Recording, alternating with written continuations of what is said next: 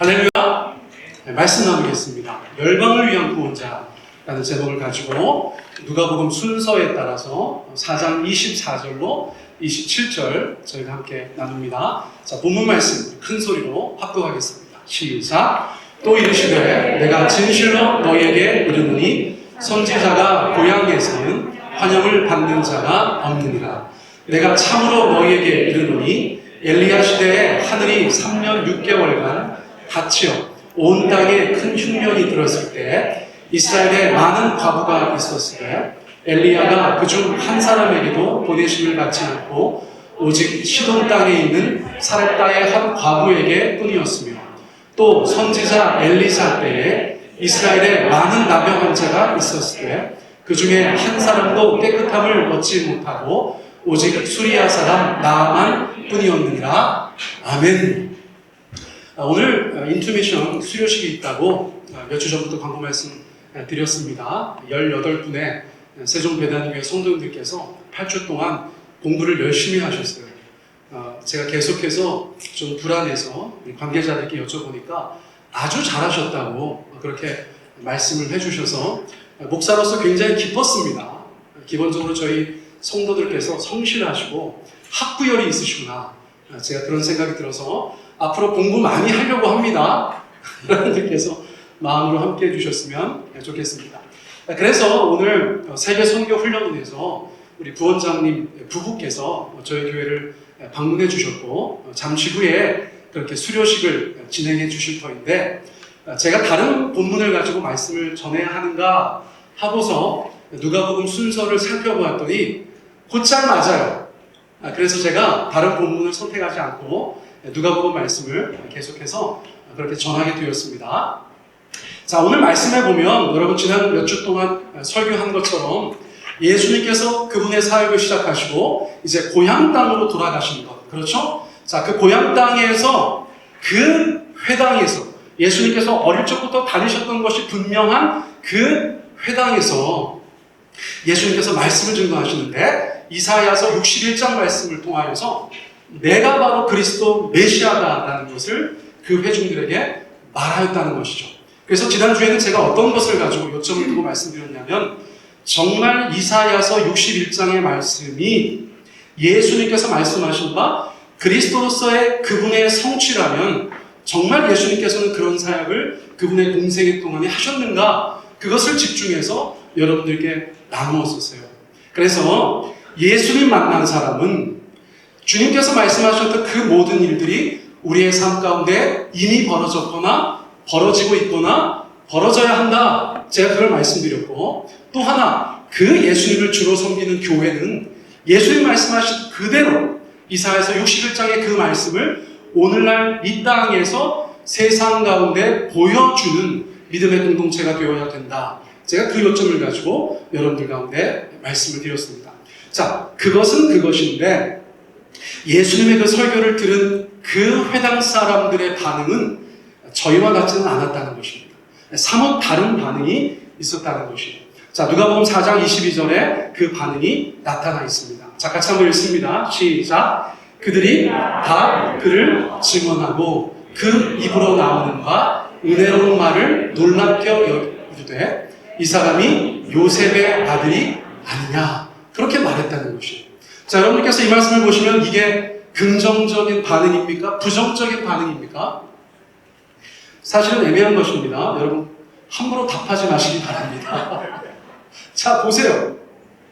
그들이 다 그를 증언하고 그 입으로 나오는 은혜로운 말을, 자, 예수님께서 은혜롭게 말했다는 것을 인정했다는 것처럼 들리죠. 그렇죠? 자, 그리고 나서 나사렛 회당 사람들이 놀랍게 여겼다. 그러니까 한없이 믿음으로 반응한 것처럼 보인다는 것이에요. 자, 그런데 헬라어로 나우제마인이라는 단어가 쓰였어요. 놀랍게 여기다. 그런데 이 단어는 누가복음에서 반복적으로 쓰였는데 쓰일 때마다 온전히 믿음으로 반응하지는 못하는 단어로 나온다는 것이에요. 자, 무슨 말씀인지 아시겠습니까? 예수님께서 권위 있는 말씀을 선포하셨어요. 예수님께서 아주 은혜로운 말씀을 선포하셨어요. 그러니까 나사렛 회당의 사람들은 그것 자체는 인정했다는 거예요. 야, 아니 저 사람이 목수 출신인데 어쩜 저렇게 은혜로운 말을 하지? 라고 그 사실은 인정하였다는 것입니다. 그리고 나서 다우제마인 하였다는 것이에요. 그런데 그 다우제마인이라는 단어가 누가복음에서는 항상 믿음으로 완전히 반응하지 못하는 놀랐으나 믿음으로 온전히 반응하지 못하는 그런 단어라는 것을 저희가 주목할 필요가 있다는 것입니다. 자, 그리고 나서 이 사람들이 뭐라고 말했어요? 이 사람이 요셉의 아들이 아니냐. 이 사람이 요셉의 아들이 아니냐. 자, 이 말도 저희가 배경을 모르면 좋다는 건지 나쁘다는 건지 종잡을 수가 없어요. 근데 똑같은 상황을 묘사해준 마가복음 6장 3절 말씀을 보면 저희가 훨씬 더 쉽게 분위기 파악을 할 수가 있습니다. 자, 마가복음 6장 3절 같이 한번 읽어볼까요? 시작. 이 사람이 마리아의 아들 목수가 아니냐, 시몬의 형제가 아니냐, 그 누이들이 우리와 함께 여기 있지 아니하냐 하고 예수를 배척한지라. 자, 누가복음에서는 조금 애매한데 똑같은 병행 구절인 마가복음을 보니까 나사렛 회당 사람들이 예수님을 환영했다는 것입니까? 배척했다는 것입니까? 배척했다는 것입니다. 그런데 배척한 이유가 무엇인가? 앞서서는 요셉의 아들이잖아 하고 배척했고, 마가복음 상황에서는 조금 더 보충 설명을 하는데 마리아의 아들이잖아 하고 배척했다는 것입니다. 요셉과 마리아의 아들인 것이 어떤 의미인지 여러분들의 성경 지식을 총동원하셔서 상상해 보세요. 여러분, 요셉과 마리아가 예수님을 이 땅 가운데 잘 키우시는 보호자의 역할을 감당했었는데, 그런 하나님의 놀라운 역사 때문에 사람들은 그 부부에 대해서 많은 오해와 편견을 가질 수밖에 없었다는 것을 저희가 알고 있어요. 그렇죠? 그러니까 예수님께서 그 요셉과 마리아의 아들이라는 것은 그 동네에서 좋은 이야기가 아니라는 것입니다. 그리고 예수님의 직업도 알고 있어요. 동네 사람들이니까. 자, 목수가 아니냐. 그리고 예수님의 어떻게 표현할까요? 요셉과 마리아의 진짜 자녀들, 시몬을 비롯하여서 그 형제들이 여전히 그 동네 사람들 가운데 알려져 있고, 그 누이들은 심지어 그 동네에 살고 있었다는 것입니다. 예수님께서 너무나 기가 막히게 은혜로운 말씀을 선포하시고 내가 하나님의 아들 그리스도 메시아다라고 말씀하셔도 그것이 은혜롭게 들리고 굉장히 놀랍게 여겨지지만 사람들이 믿음으로 반응하지 못한 이유는 무엇이라는 것입니까? 예수님을 인간적인 모습으로만 이해하였다는 것이에요. 자, 우리와는 당연히 다른 상황인 것을 저희가 이해할 수가 있어요. 같이 자라나던 그 동네 청년이 갑자기 자기가 그리스도 메시아라고 하니까 동네 사람들이 받아들이지 못했던 것을 저희가 이해할 수 있어요. 그러나 그럼에도 불구하고 하나님의 아들 예수님을 배척했다는 것은 돌이킬 수 없는 그들의 실수라는 것입니다. 자, 그러자 예수님께서 뭐라고 말씀하셨냐면 이어진 말씀을 통하여서 이렇게 말씀하셨어요. 우리 같이 한번 읽습니다. 자, 예수께서 그들에게 이르시되 너희가 반드시 의사야 너 자신을 고치라 하는 속담을 인용하여 내게 말할 것이다. 그들이 그렇게 부정적으로 예수님에 대해서 인정하지 않는 태도로 말하고 행동하니까 예수님께서 그들에게 뭐라고 말씀하셨냐면 너희가 반드시 속담을 인용하여서 내게 말할 것이다. 그렇게 이야기하셨다는 거예요. 자, 예수님께서는 벌써 성령의 권능으로 충만하시기 때문에 사람들의 속마음을 꿰뚫어 보시는 것이 드러나기 시작하실 것이죠. 그 사람들의 마음을 들여다봅니다. 그리고 그들이 반드시 인용할 것이다 라고 말하고 속담, 격언을 하나 말하는데 여러분 그 격언의 내용이 무엇입니까? 의사야 너 자신을 고쳐라. 자, 그런데 이것을 세번역에서는 어떻게 번역했냐면 의사야 네 병이나 고쳐라 이렇게 번역을 했어요. 오정산 얘기 잠깐 해도 되나 모르겠네. 농담이니까 괜찮은가? 우리끼리 웃으면서 한 얘기니까. 그렇죠. 지금 눈을 지끈 감고 받아들이고 있어요. 엊그저께 이제 음향을 한번 다시 공사를 하는데 이런저런 얘기 하다가 우리 전도사님이 맺어준 커플이 인사를 받더라고요. 우리 전도사님한테. 우리 전도사님이 맺어준 커플이 인사를 왔어요. 그래서 전도사님, 저예요. 잘 지내셨어요? 그래서 제가 누구세요? 그랬더니, 목사님, 제가 연결해준 커플입니다. 그러는 거예요. 그래서 의아했어요. 왜냐하면 자기는 솔로잖아요. 자기는 지금 여자친구가 없어요. 지금 글로벌 비전 채플에서 우리 여집사님들이 난리가 났대. 저희 전도사님을 보고 저 청년이 누구냐고, 이 교회에 젊은 처자들이 많대요. 잘하면 좋은 일도 있을 수 있겠어요. 그런데 어쨌거나 제가 그렇게 놀리니까 목사님 그러지 마십시오. 제가 연결해준 커플이 5커플이나 됩니다. 그러는 거예요. 그래서 제가 설교 준비를 마친 상태였기 때문에 전도사님한테 얘기했죠. 오늘 돌아오는 주일날 내 설교를 잘 들으라고. 의사야, 네 병이나 고쳐라. 이런 말을 예수님께서 하시는데 그 말씀 받으시고 도전 받으셔서 자기 병을 고치시라고. 할렐루야. 네, 우리 전도사님이 이제 33살 됐습니다. 할렐루야. 좋은 잠이 있으면 소개해 주시기 바랍니다. 우리 글로벌 비전 채플 육근호 목사님도 와 계신데 좋은 잠에 있으면 또 소개 좀 해주시기 바랍니다. 너무나 감사합니다.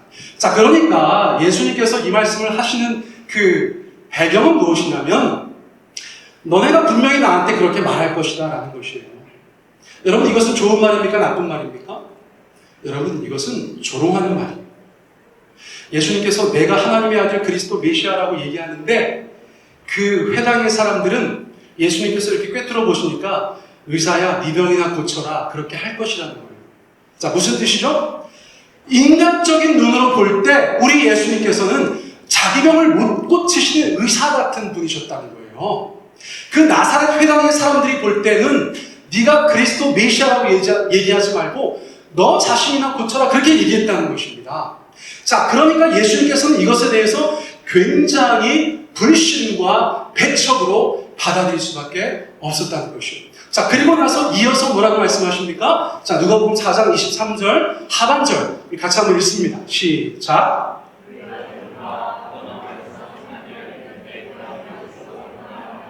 이미 나사렛에 오시기 전에 가버나움에서 놀라운 역사들을 일으키고 오셨어요. 그 소문이 나사렛까지 들렸습니다. 그래서 나사렛 회당 사람들이 의아해하고 있었던 것이 사실이잖아요. 그런데 예수님께서 그리스도 메시아라고 얘기하시니까 의사야, 네 병이나 고쳐라 얘기했다는 것이죠. 속으로라도. 그래서 예수님께서 말씀하시는 것은 뭐냐면 너네가 나를 너네 앞에서 그리스도 메시아라는 사실을 능력으로 입증하라고 요구할 것이다 라고 말씀하셨다는 거예요. 여러분, 예수님을 하나님의 아들 그리스도 메시아로 받아들이지 못하니까 그에게 능력을 보여서 우리가 그것을 인정하게 하라고 요구할 것이라고 예수님께서 말씀해 주셨다는 거예요. 자, 이런 일들은 예수님의 공생애 가운데 끊임없이 반복됩니다.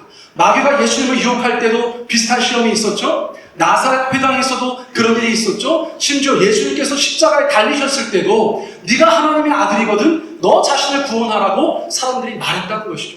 계속해서 반복되는 유혹과 시험이 예수님께 있었다는 것이에요. 그러나 중요한 것은 무엇이냐면 예수님을 인간적으로만 이해하고 예수님을 유혹하거나 시험하는 자들은 그 예수님의 은혜를 경험하지 못한다는 것입니다. 자, 우리가 예수님을 어떻게 이해할 것인가? 여러분, 이것이 너무나 중요하다는 것이에요. 예수님을 그리스도 메시아로 받아들인 자들은 은혜를 받게 되지만 예수님을 인간적으로만 생각하는 자들에게는 하나님의 은혜가 없다는 것입니다. 그런 상황에서 예수님께서 어쩌면 너무나 안타깝고 불쾌한 마음으로 그 나사렛 회당의 회중들에게 이렇게 말씀하셨다는 거예요. 누가복음 4장 24절 우리 같이 한번 읽습니다. 시작. 내가 진실로 너희에게 이르노니 선지자가 고향에서는 환영을 받는 자가 없느니라. 자, 아까 의사야 네 병이나 고쳐라 이것이 예수님께서 첫 번째로 인용하신 격언이라면, 너무나 유명한 속담이라면 예수님은 여기서 두 번째 속담을 인용하시는 것입니다. 예수님께서 만들어내신 말씀이 아니라 유대 사람들이 다 알고 있었던 굉장히 유명한 격언을 다시 한번 인용하셔서 말씀하시는데 예수님 뭐라고 하셨어요? 그 유명한 말씀, 선지자가 고향에서는 환영을 받는 자가 없느니라 라는 말씀을 하셨다는 거예요. 인간적으로 사람을 이해하는 것이 얼마나 무서운가 하면 어떤 선지자도 고향에서는, 그가 나고 자란 곳에서는 온전한 선지자로 인정받지 못했다는 이스라엘 땅에서 내려오는 그 조상들의 격언이 있었다는 것입니다. 여러분, 목사는 어디에서 가장 대접받지 못할까요? 나고자라는 곳에서 가장 대접받지 못하는 것 같아요. 제가 이 말씀을 가만히 들으면서 생각해 보니까 제가 목사로서 가장 환영받지 못하는 곳은 저의 가장 연약했던 사역자 시절을 함께 보냈던 그 교회 같다는 생각이 들었어요. 자, 왜 그럴까요? 인간적으로 연약하고 부족한 것을 가장 많이 본 사람들, 여러분, 그 사람들이 그 사람을 하나님으로 사람으로 인정하는 것에 어려움을 느낀다는 것입니다. 이제 저는 세종배단교회 담임 목사로서 여러분들 가운데 인정받고 싶은 것이 아니라, 여러분, 우리가 누구를 인간적으로 이해하는 것이 얼마나 위험한 것인가를 이 말씀을 통해서 다시 한번 강조하여 말씀드리고자 하는 것이에요. 예수님께서 그 앞에 서셔도 그 예수님을 인간적으로만 바라보면 누구도 그분을 환영할 수 없다는 것을 성경이 우리 가운데 말씀해주고 있기 때문이에요. 자, 그러자 예수님께서 굉장히 나사렛 사람들 가운데 기분 나쁠 만한 말씀을 하시는 것입니다. 자, 누가복음 4장 25절 말씀 보세요. 같이 읽습니다. 시작. 엘리야 시대에 하늘이 3년 6개월간 닫히어 온 땅에 큰 흉년이 들었을 때 이스라엘에 많은 과부가 있었으되. 한 절 더 읽어볼까요? 시작. 엘리야가 그중 한 사람에게도 보내심을 받지 않고 오직 시돈 땅에 있는 사렙다의 한 과부에게 뿐이었으며. 자, 회중들이 뭐라고 말했어요? 네가 정말 그리스도 메시아면 가버나움에서 행했던 기적을 우리 앞에서 행해봐. 그래서 네가 그리스도인 것을 입증해봐. 그렇게 요청했다는 것이죠. 그래서 예수님께서 거기에 대해서 달리 반응하지 않으시고 이 말씀을 하셨다는 거예요. 자, 이 말씀의 의도가 무엇입니까? 잘 보세요. 이제 예수님께서 말씀하시는 엘리야와 엘리사는 구약 성서에서 가장 대표적인 능력의 선지자들입니다. 엘리야와 엘리사가 얼마나 유명합니까? 그런데 그 두 사람을 예수님께서 다 인용하셔서 말씀하고 있어요. 자, 먼저는 엘리야 시대에 있었던 일을 말씀하시는 거예요. 엘리야는 엄청난 능력의 사람이었어요. 그런데 그 엘리야 시대에 하늘이 3년 6개월간 닫히었다는 것입니다. 이스라엘 땅을 포함해서 인근의 굉장히 넓은 땅, 온 땅에 큰 흉년이 들었었다는 것입니다. 자, 이스라엘이 위기입니까? 위기가 아닙니까? 위기죠? 자, 이스라엘에 하나님의 도움이 필요합니까? 필요하지 않습니까? 필요하지요. 자, 그래서 하나님은 그 시대를 위해서 능력의 선지자를 세워두셨는데, 우리가 아는 바 엘리야 시대는 어떤 왕과 왕비가 있었냐면 아합과 이세벨이라는 그런 지독히 불신앙으로 무장되어 있었던 사람들이 있었다는 것이에요. 엘리야 시대에 하나님 앞에 얼마나 기도했습니까? 하나님, 저밖에 없는 것 같아요. 그렇게 주님을 떠났었던 그 시대에 하나님께서 그들 가운데 3년 6개월간의 지독한 흉년을 주셨어요. 지금 엘리야를 세운 이유가 뭐냐면 이스라엘 사람들 도우라고 세우셨는데 너무나 불신앙으로 행하니까 하나님께서는 당신이 세우신 그 선지자를 누구한테 보내셨다는 거예요? 이스라엘에도 많은 미망인들이 있었음에도 불구하고 그중 한 사람에게도 보내지 아니하셨다는 거예요. 자, 여러분, 제 말씀을 이해하고 계세요? 저 모니터 조금만 주실래요? 제 말씀을 이해하고 계세요? 하나님께서 이스라엘 백성들 섬기라고 세운 엘리야라는 놀라운 선지자가 있었는데 이스라엘은 지금 어느 때보다 더 그 하나님의 도우심이 필요하고 그 선지자의 사역이 필요한데 하나님은 불신앙으로 일본하는 그 땅을 위해서는 그 선지자를 쓰지 않으셨다는 것을 말씀하고 있는 거예요.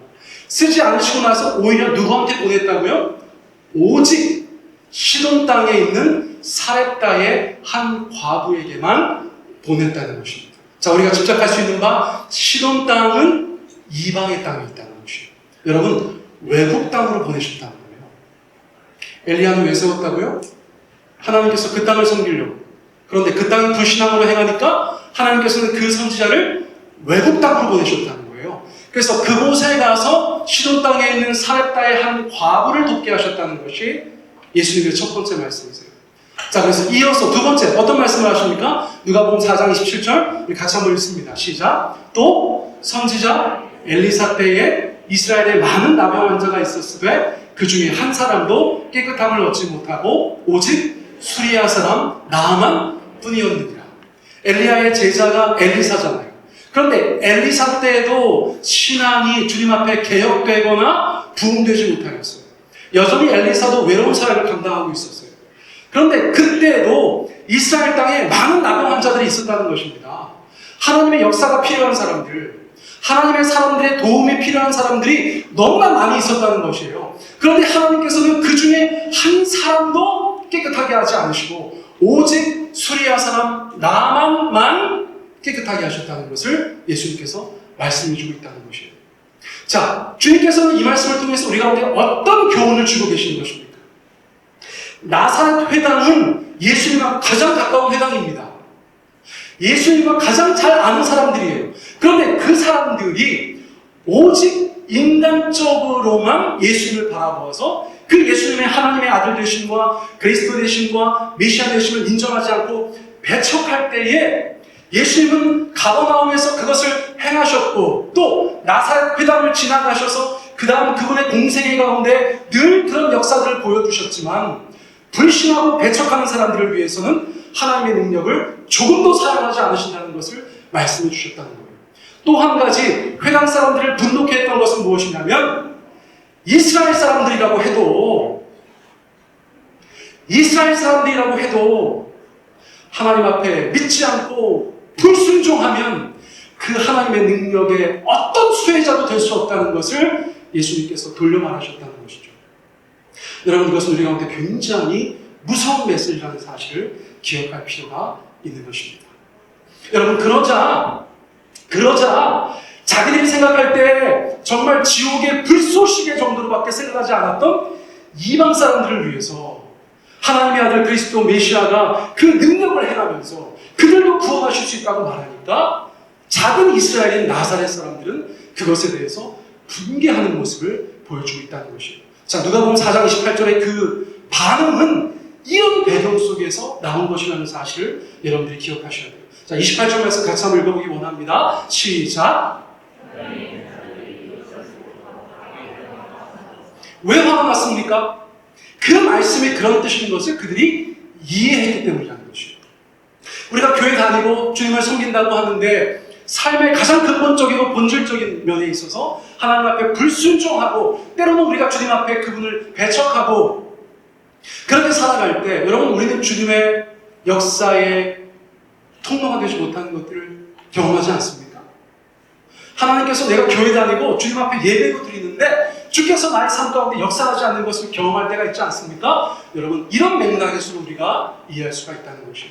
자, 오늘 제가 수료식 때문에 설교를 조금 짧게 하는데 이 두 가지는 굉장히 중요한 것이라는 사실을 여러분께서 기억하셔야 돼요. 여러분들 가운데 예수님은 누구십니까? 여러분, 인류의 4대 성인쯤 되시는 그저 그럴듯하고 멋진 말을 하시는 그런 분이세요? 여러분, 그렇지 않다는 것입니다. 예수님은 우리 가운데 누가 되셔야 된다는 것이요? 하나님의 아들 그리스도 메시아가 되셔야 된다는 거예요. 저와 여러분들의 삶 가운데 오직 한 분 왕이시요 주님이 되셔야 된다는 것을 성경은 오늘 우리 가운데 말씀해주고 있어요. 자, 고린도후서 5장 16절 말씀 같이 한번 읽어보세요. 시작. 우리가 이제부터는 어떤 사람도 육신을 따라 알지 아니하노라. 비록 우리가 그리스도도 육신을 따라 알았으나 이제부터는 그같이 알지 아니하노라. 이 말을 성령 충만하여서 했던 사도 바울조차도 과거에는 예수님에 대해서 완전히 인간적으로 생각했던 것이에요. 그러므로 그 예수님에 대해서 인정하지 못했어요. 인정하지 않으니까 나사렛 회당의 사람들처럼 예수에 대해서 분개하고 예수님 믿는 사람들을 잡아 죽이는 일을 앞장서서 감당했었던 것이죠. 그러나 주님께서 그 눈을 열어주셨습니다. 그래서 사도 바울이 예수님을 만났습니다. 예수님께서는 요셉과 마리아의 아들 목수 나사렛 출신의 연약한 인간이 아니라 하나님의 아들 그리스도 메시아라는 사실을 그가 영적으로 깨닫게 되었을 때에 그의 마음속에서는 저런 고백이 나오게 되었다는 것이에요. 비록 나도 예전에는 예수님을 육신의 관점에서 보았으나 이제는 그렇지 않다. 그분은 내게 하나님이시고 내게 그리스도시고 나의 구원자 메시아시다라는 사실을 고백했다는 것입니다. 자, 그런데 이것은 어디까지 나가느냐? 내가 다른 사람을 바라보는 관점에도 똑같은 영향을 주어야 된다고 성경은 우리 가운데 말씀해주고 있어요. 여러분, 옆 사람들을 바라보세요. 그저 순수하게 인간적으로만 바라보시면 더 이상 안 된다는 것입니다. 여러분, 성경 말씀 우리 가운데 뭐라고 말씀하고 있어요? 우리가 이제부터는 어떤 사람도 육신의 관점을 따라서 보지 않겠다라는 것입니다.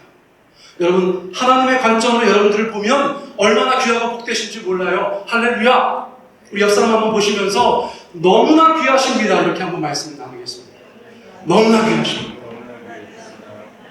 여러분, 우리가 우리의 관점으로, 우리의 시선으로 나와 다른 사람들을 바라보면 아무 소망이 없어요. 그러나 하나님의 눈으로 사람들을 바라보면 여러분, 너무나 복되고 귀한 인생들인 줄 믿습니다.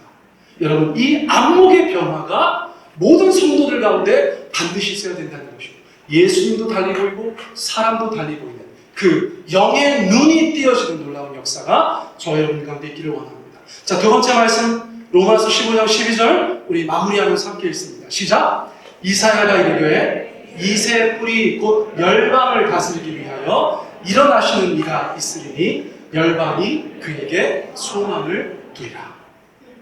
예수님께서 이스라엘도 불신앙으로 계속해서 하나님 앞에 반응하면 이방을 구원하기 위해서 그리스도 메시아가 역사할 것이다. 그러자 이스라엘 사람들은 그것에 대해서 분개했다는 것입니다. 왜 분개했습니까? 하나님의 말씀을, 하나님의 뜻을 완전히 잘못 알고 있었기 때문에 그렇죠. 여러분, 하나님은 이스라엘을 그들만 구원하시기 위해서 이 땅 가운데 두신 것이 아니에요. 인투미션 통하여서 여러분들 저희 교회에서는 적어도 20년 가까이 되시는 분들께서 그 메시지를 분명히 마음에 품으셨을 줄 믿습니다. 이스라엘은 그들의 구원을 위해서 하나님께서 세상 가운데 세우신 민족이 아니라는 것이었어요. 심지어 보세요. 저것은 이사야서의 말씀을 사도 바울이 인용한 것입니다. 이사야서에도 뭐라고 되어져 있습니까? 이새의 뿌리, 예수님을 뜻하는 것이죠. 이새의 뿌리 곧 열방을 다스리시기 위하여 일어나시는 이가 있으니 열방이 그에게 소망을 두게 될 것이다. 구약성서에서도 그리스도 메시아가 열방의 구원자가 될 것이다. 모든 자들의 구원자가 될 것이다. 이스라엘의 그 통로가 될 것이다. 하나님께서 계속해서 말씀하셨지만 정작 그 말씀을 듣는 사람들은 하나님의 뜻을 그렇게 이해하지 않았다는 것입니다. 그 하나님은 우리만의 하나님이고 그 그리스도 메시아는 우리만의 그리스도 메시아지 어떻게 다른 이들을 위한 하나님의 아들 그리스도 메시아가 될 수 있냐고 그 마음 가운데 생각하며 살았다는 것이에요. 그러니까 예수님께서도 말씀하실 때 그들의 마음속에 온전하게 저항하면서 예수님께서 그렇게 말씀하신 것만으로도 그들이 주님을 대적하고 예수님을 죽이려고 달려들었다는 사실을 저희가 보게 된다는 것입니다. 사랑하는 성도 여러분, 세종배단위 교회의 첫 번째 미션은 무엇입니까? 여러분, 우리가 주님을 예배하는 것인 줄 믿습니다. 여러분, 코로나 시대에 저희가 할 수 있는 것이 많지 않아요. 이 예배를 위해서 간절히 기도해 주시기 바랍니다. 여러분, 요즘에 저의 기도 제목은 거기에 많이 할애되고 있어요. 하나님, 주일 예배, 우리 교인들 다 오시는 그 예배에 하나님 은혜를 부어주십시오. 찬양을 통하여서, 기도를 통하여서, 말씀을 통하여서 하나님 앞에 은혜 받게 하여 주시고 우리의 심령이 하나님 앞에서 그렇게 변화되게 하여 주십시오. 뜨겁게 하여 주십시오. 강하게 하여 주십시오. 이 팬데믹을 이겨낼 수 있는 그런 영적인 힘이 우리 교회 가운데 그렇게 있게 하여 주십시오. 여러분, 그것이 저의 기도의 제목이에요. 우리는 주님을 예배하는 자들이어야 하는 줄 믿습니다. 자, 그런데 왜 예배합니까? 하나님의 뜻을 알고 이 땅 가운데 순종하기 위해 예배하는 것이에요. 우리가 무슨 신비주의자여서 예배 가운데 무엇인가를 경험하고 와, 은혜롭다! 그리고 집에 가서 아무것도 안 하는 그런 인생들이 아니라 예배를 통해서 쓰임 얻고 주님의 뜻을 발견하고 말씀을 듣고 성령님의 감동을 경험하고 세상 가운데 나가서 주님의 뜻대로 행하는 자들이 교회가 된다는 것입니다. 자, 그러면 주님의 뜻대로 행한다는 것 중에서 가장 첫째가 되는 것은 무엇일까요? 여러분, 그것은 복음을 전하는 것입니다. 여러분, 이것은 그 누구도 반박할 수 없는 하나님의 말씀의 정수가 되는 것입니다. 이번에 제가 이것을 하나님의 인도하심이라고밖에 말씀드릴 수 없겠죠. 정말 우연히 46기 인투미션 소식을 듣게 됐어요. 그래서 제 마음 가운데 생각나는 일이 있었어요. 여러분 무엇인지 아십니까? 제가 개척을 준비할 때 정말 저희 가정만 있을 때 하나님 앞에 주님의 말씀을 따라서 개척을 위하여 기도하면서 이런저런 기도를 많이 드렸어요. 여러분, 교인이 하나도 없는 목사의 기도는 굉장히 간절합니다. 굉장히 처절합니다. 하나님 아버지 앞에 제가 온갖 기도를 쏟아내면서 주님 앞에 이렇게 기도드렸던 것이 잊혀지질 않아요. 여러분 같이 한번 읽어볼까요? 시작! 주님, 적어도 세종에 있는 교회들 중에서는 가장 열심히 선교하는 교회가 되겠습니다. 저는 저것을 여러 차례 기도해서도 그렇지만 저 기도할 때의 그 상황을 지금도 이렇게 기억하고 있어요. 제가 하나님 앞에 아직 세상에 없는 교회가 온전히 성장하고 잘 부흥하여서 주님의 뜻에 합하게 쓰임받기를 원하면서 이런저런 기도를 막 하면서 주님, 적어도 세종에서 앞으로 존재하는 모든 교회들 중에서 가장 열심히 선교하는 교회가 되겠습니다라고 얼마나 여러 차례 하나님 앞에 부르짖어 기도했는지 몰라요. 여러분, 그때 세종배단의 교회는 저랑 저희 아내와 저희 첫째, 둘째, 셋째밖에 없었기 때문에 그것은 저희 교회의 기도였다고 이야기할 수도 있어요. 여러분 인정되십니까? 여러분들이 꼭 있어야 이 교회예요? 아니죠. 저희밖에 없으니까 저희가 교회였어요. 그리고 그 기도는 교회의 기도였다고 저는 생각해요. 여러분, 저희가 그렇게 주님 앞에 개척되어서 하나님 앞에 저 기도하는 것이 너무나 선한 부담이 있어서 제가 어쨌거나 너무 교회가 보잘것없을 때부터 선교에 관심을 가지고 오늘까지 왔습니다. 여러분, 첫 번째 개척 예배 드리고 그 다음 주에 예배 드리신 분들 그렇게 모여서 성도총회하고 저희 교회 첫 번째 협력 선교사이신 베트남의 이동관 선교사님, 이영 선교사님 가정을 저희 교회 1호 협력 선교사로 그렇게 모셨어요.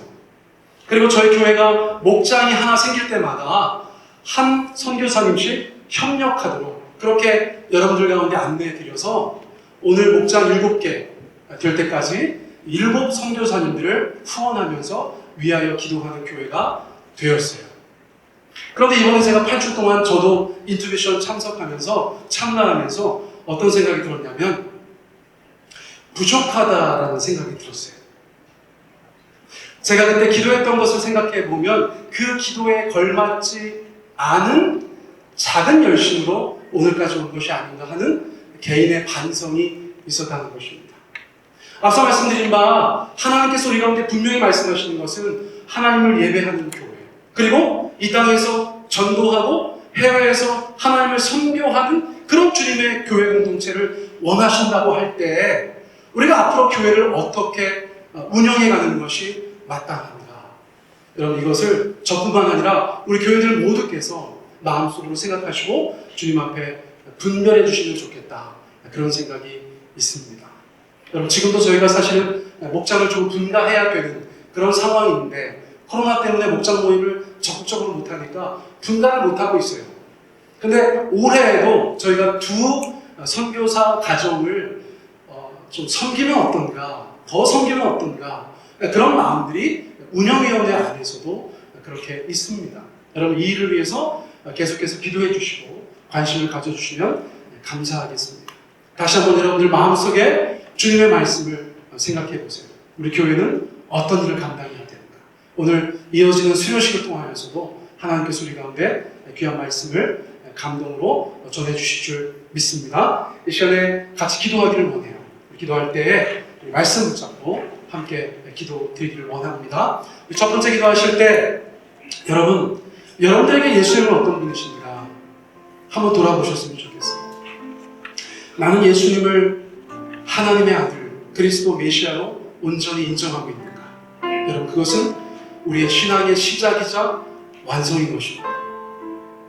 예수님은 4대 성인 그런 분이 아니세요. 예수님은 하나님의 아들, 그리스도 메시아, 우리의 구원자가 되시는 줄 믿습니다. 여러분, 그것이 여러분들 마음속에 분명하지 않은 분들 계시다면 여러분 그것을 위해서 주님 앞에 기도하셨으면 좋겠어요.